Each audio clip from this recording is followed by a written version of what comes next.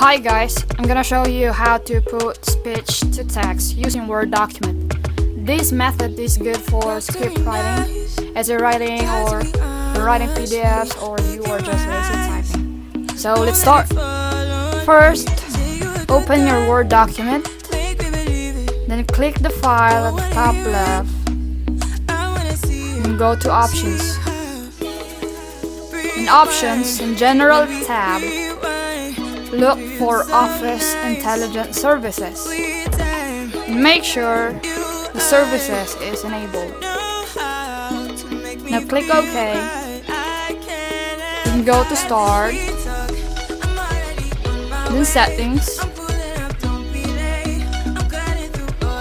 And then look for Privacy. In Privacy tab, you can see the speech at the left corner. Click that and enable the online speech recognition.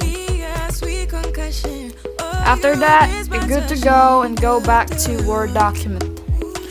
Now click the Windows logo in your keyboard plus H. So Windows logo plus H. And this thing will show up. Now, to put speech in the text, just click the microphone and then speak. Hi, my name is Fretchy, and that's not the spelling of my name. And that's okay, because everyone gets it wrong.